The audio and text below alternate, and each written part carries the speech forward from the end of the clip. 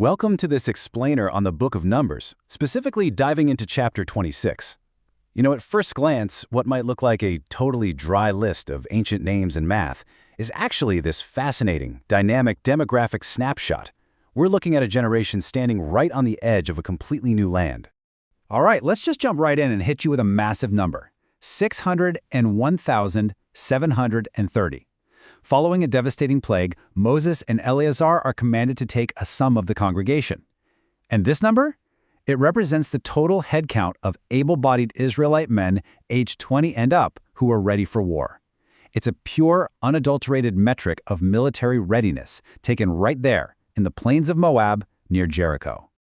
Just to help us wrap our heads around the sheer scale of this sprawling camp, we can look at the breakdown of the largest tribes. Judah absolutely leads the pack here with 76,500 men, and they're followed pretty closely by Dan, Issachar, Zebulun, and Asher, who are all fielding over 50,000 men each. It's a massive mobilization. But here is what's really interesting. This isn't just a dry government spreadsheet.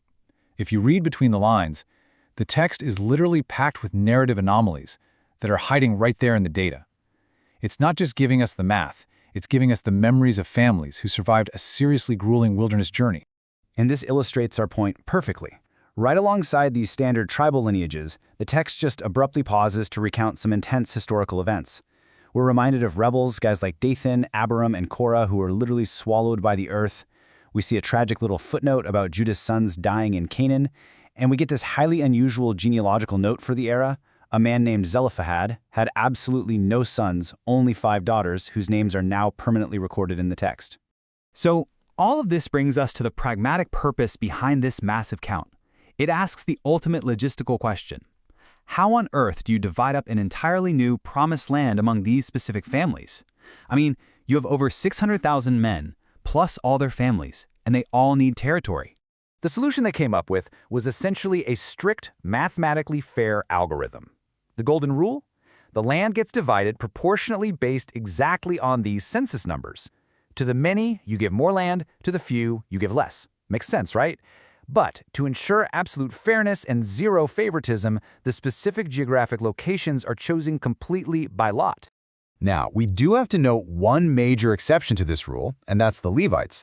They were counted completely differently, totaling 23,000 males from a month old and upward, and they were separated from this main inheritance system entirely. Because of their highly unique priestly role, they were actually given zero land inheritance among the rest of the Israelites. Okay, but here's where all of this data builds to a rather emotional climax. If we take a step back and compare this new generation standing in Moab to the very first census taken years and years earlier in the wilderness of Sinai, a pretty shocking reality emerges. Out of the hundreds of thousands of men originally counted at Sinai by Moses and Aaron the priest, exactly 2 individuals actually survived to be counted in this second census. Caleb the son of Jephunneh and Joshua the son of Nun. Just 2 out of an entire generation. I'm going to leave you to ponder this chilling final verdict from the text. For the Lord had said of them, they shall surely die in the wilderness. This census acts as a stark, powerful reminder of a complete generational turnover and the severe consequences of their past actions. And it leaves us with a fascinating question to chew on. When we look at massive data sets today, what forgotten generations and untold human stories are just quietly hiding right there in the numbers?